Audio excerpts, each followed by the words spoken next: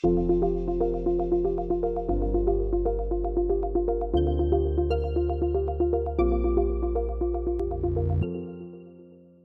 and welcome to the talk series on Guiding Lights by Zaggle. I'm Payal Gandhi Hoon, your host, bringing you up close for some riveting conversations with some of the brightest HR leaders. I have someone with me today who is a fiery person and has tread on unconventional paths to carve a successful career for herself. She's a banker turned a successful entrepreneur, an accomplished human resources professional, author, investor, TED speaker, philanthropist. Having worked and traveled across 3 continents and more than 50 countries, she brings a deep, diverse cross cultural acumen. Her close to 3 decades of experience spans FMCG, financial services, banking, NGO, education, and now entrepreneurship, dedicated towards empowering women in STEM. She's also been recognized for her work by the Economic Times Women Ahead List 2018, India Inc. 2019, Astute Model, Role Model, and by a leading Asian D&I organization, House of Rose Professionals, as a visionary diversity and inclusion leader. Most Powerful Women Leaders by Fortune 2013, Top 100 HR Professionals by World HRD Congress in 2015. She's also an accredited executive coach, a director on the board of Blacksha University, which is dedicated to future tech learning, an advisory board member of SHRM, and has been a former board member of Citi Services India Limited and RBS Services India Limited. And to top it all, she's also authored 2 bestsellers, Can I Have It All and Color Matters. So on that note, I'd like to welcome you, Anuranjita Kumar, founder and CEO, which is to be the guiding light today. Welcome, Anuranjita. Thank you, Payal. And oof, that sounded like a lot. And I was like, that's not me. I'm simply, somebody who's yet learning. And I think I'm somebody who, once she gets comfortable with something, starts on the next milestone. So I'm on a journey of continuous learning. As they say, you don't grow old because of numbers of years behind you. You grow old because you stop learning. Thank you for such a warm welcome and for reading that note out. I almost thought you were talking about somebody else because, as far as I'm concerned, I'm yet work in progress. Fantastic, Anu. So, we'll get rolling. You found your calling in psychology, which influenced your career choice in HR. So, we're curious to know that what have been your personal strengths that you attribute to your success as a HR leader? Well, I think it's too tall a statement to say success. I think I would say my journey to date, success is defined very personally to me, and I think today the meaning of success today for me is what I do in VAs, which is a venture which focuses on skilling and employment of women, and I think we have a lot to do in that space. So, parameters of success keep changing. So I think for me, HR is a real passion. On a lighter note, when we were in business school, लोग बोलते थे अच्छा marketing नहीं करना, finance नहीं करना, चलो HR कर लो, right? And well, it didn't come to me like that. I think when I graduated out of psychology, I had options to go to some of the other IIMs. I consciously chose Excel because I wanted to continue psychology in some way, and HR was a natural connection to that. So I think at least I used my undergrad education to do what I could do in postgrad and so forth in my work. So there seems to be that theme of things that I've been able to do. But I think for me, the most important bit about not success, but I would say the journey has been your own attitude about openness to opportunities, openness to setbacks, and how you take failures rather than successes. Because there are no failures in life, there are only learnings again. And I think it's that whole attitude and orientation which is critical in making what you want out of your own life. So, in a nutshell, Payal, I'm not sure I answered your question fully, but that would be my real emotion. Thank you so much. That's really candid and straight from the heart, Anu. So I think that's what I caught on is also the spirit of continuous learning and reinventing yourself. And that's something that I see has been a continuous theme in your career trajectory as well.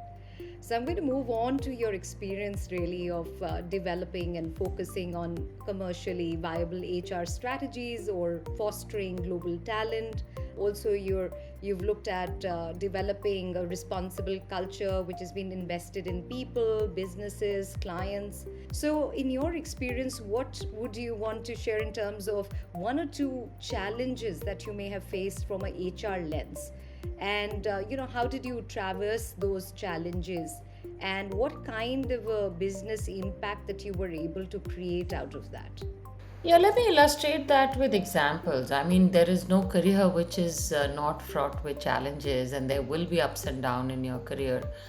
And I think some of my experience, whether it was Citibank or it was NatWest, have made me stronger for the experience that I'm going through now.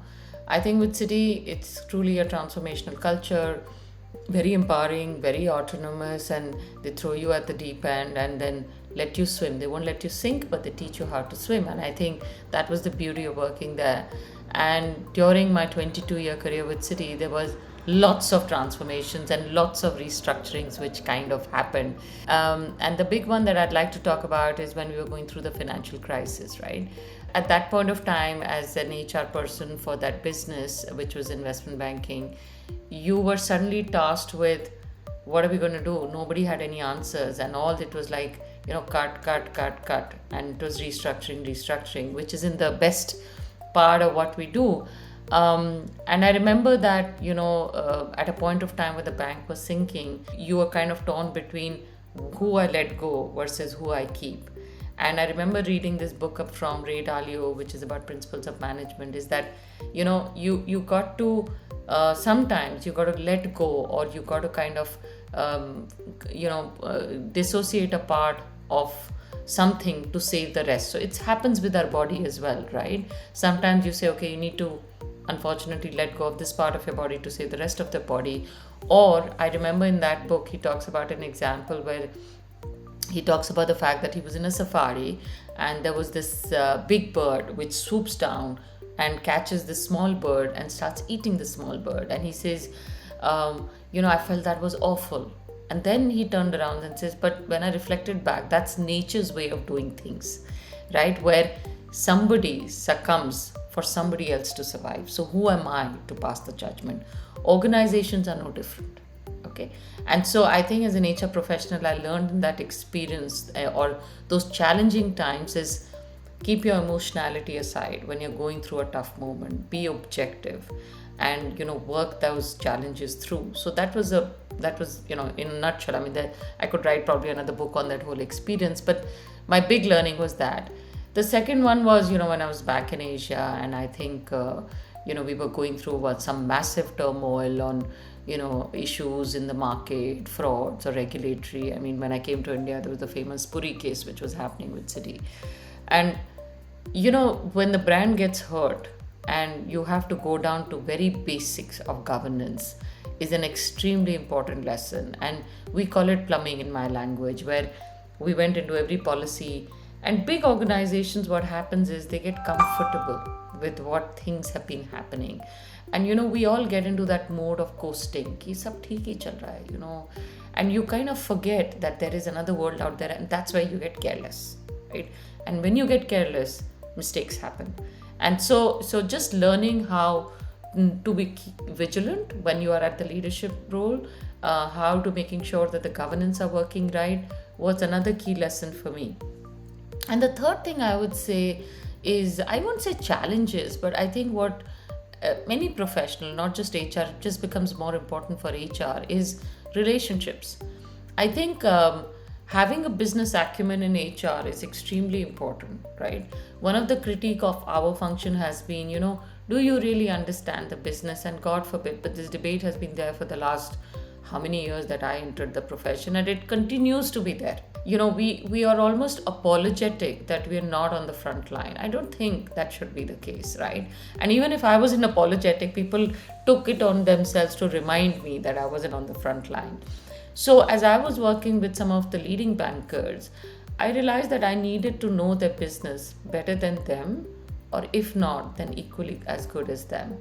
And I think having that commercial mindset is extremely critical. And when I started to get into that, I realized that actually there were, elements in the team, or there were people in the team who are not as up the curve on the business side. Now, needless to say, there are pressures in the business. If you're in the sales function, there's a daily target, there's a monthly target, there's a quarterly target.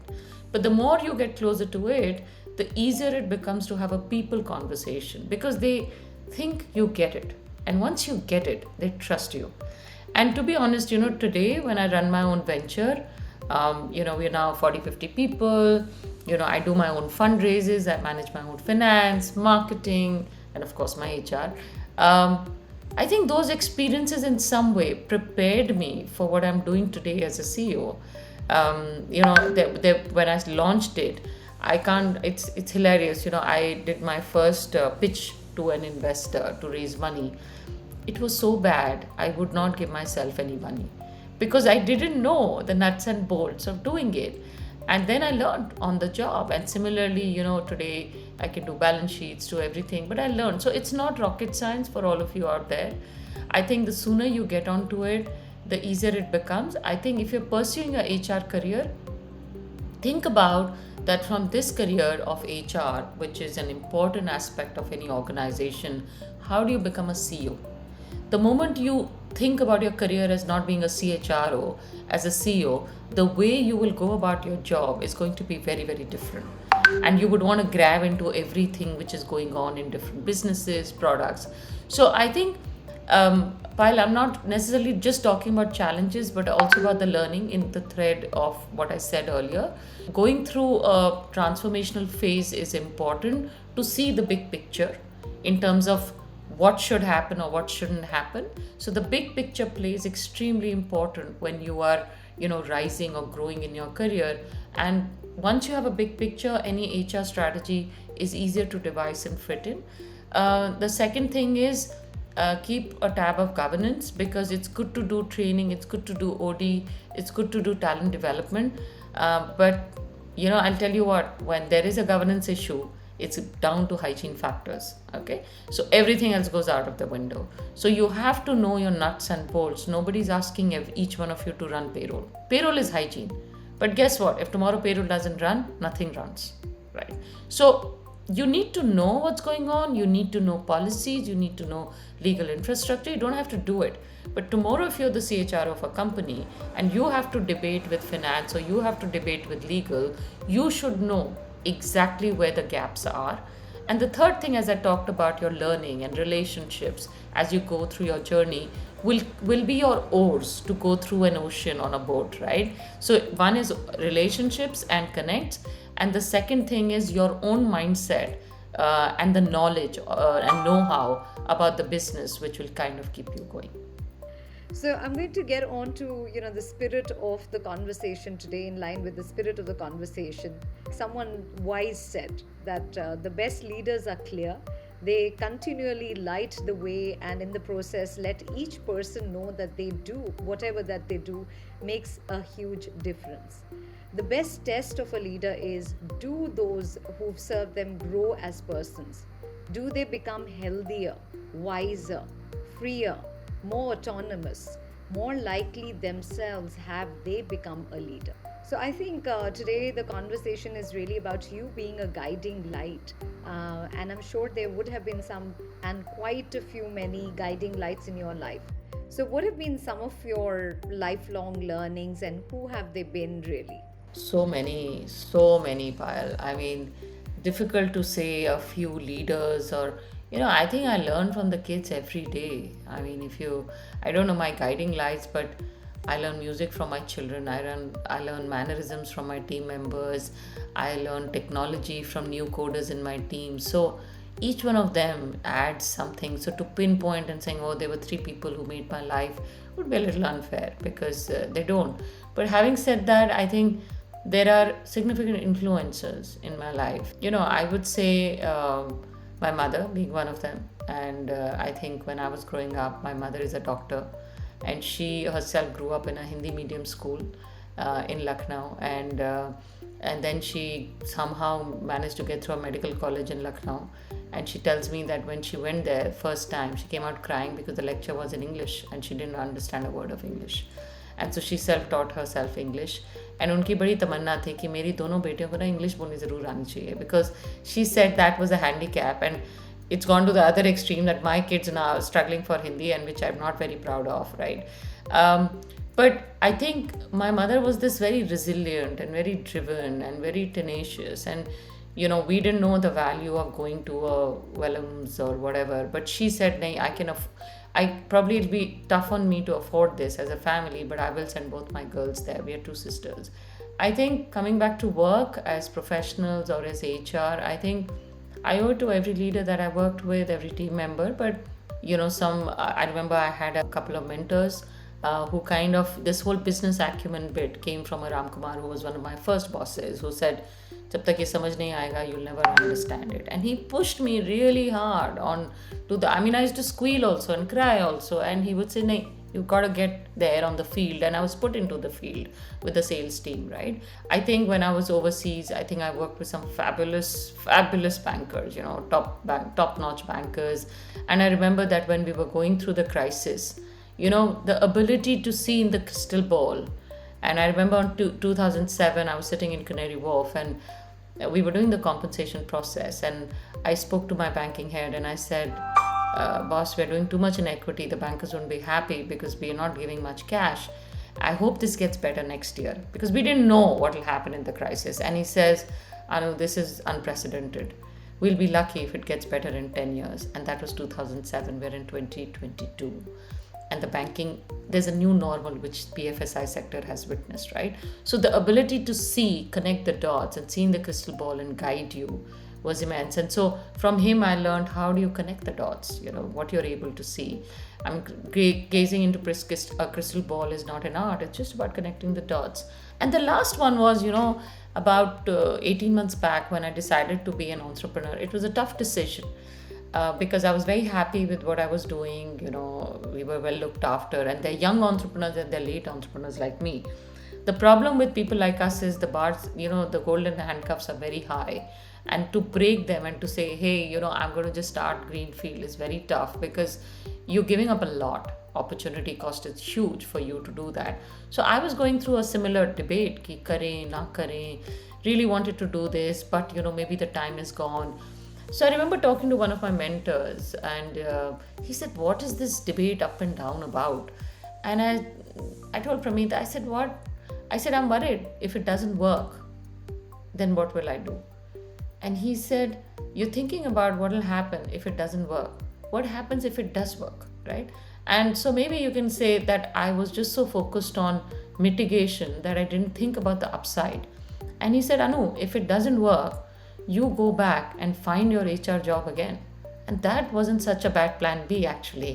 So I looked at it and I was like, okay, theek hai, kuch to mil hi jayega. It's fine, right? But somewhere my own faith was shaking, and I was like, kar paungi ki nahi kar paungi. And when I look back, and I was like, yeah, I needed to see the upside. It's been 18 months. I never thought of going back to the corporate world as yet, right? I love every moment of what I do. And I get up, and all these learnings have coming together. Keep positive, keep resilient, keep persisting if you really believe in it. Keep your eyes and ears open. Don't be delusional. All these are learnings which are coming from multiple people that I worked with. Today, as I said, I'm in a place where I learn from a lot of youngsters. They are my guiding light, right? I mean, they tell me कि अनु Instagram पे ना posting ऐसे होती है, और in Twitter, or by the way, you don't do LinkedIn on Insta. And so I'm not like I haven't dealt with different kind of social medias, and so I learned from these kids, and they are the new generation, they are the future leadership. So why not align to them rather than living in the past? So this is about reinventing yourself. But those are some of my learnings from various mentors and who've been my guiding lights, and they continue to be. Thanks so much, Anu, for sharing from the heart, and also in such a vulnerable manner, as to your entire roller coaster for ride and your life journey, and also being open to just about any demographics to be able to take in those learnings. I think there's so much for the audience to take away here as well. So, on that note, we're going to plunge into the HR trends theme really, because clearly HR is trending, be it DEI initiatives or it is HR analytics or reskilling, upskilling, playing the conduit to also ensuring cybersecurity. So I'd like to know what are your views on really HR taking a strategic role. I know this has been a debate that's been going on for decades over, and specifically, I think the pandemic has kind of brought HR to the forefront. So Anu, is there any one HR trend that you want to call out, which you think is something that the audience should follow? What are your sources of following it? I mean, new technologies you have to follow. I think it's not optional anymore. I think the market has gone a little over the top on this one. But the way I look at some of these new technologies is complementing our current universe, not an alternate universe. At least that's my viewpoint as of date. So watch that trend. Second is watch a more specialist versus generalist trend in HR. I think what's happening is that the way I see across the world is, you're seeing a lot of rotations within HR in the US or European market. So you'll have CAOs or CFOs becoming HR and HR heads going out there. So I would certainly urge that in India, we should start doing that. The rotation bit is extremely important. So those of you who have an opportunity, try and do something alternate. And as I said, get out of your comfort zone. The third thing I think watch out for, the whole gig piece is becoming extremely important. When you talk about cultures, how do you make a culture when you have 40% of your workforce which is gig? How do you make it work? So there's a different kind of effort which goes into bonding. So this whole flexible gig workforce alongside with your permanent workforce is a reality.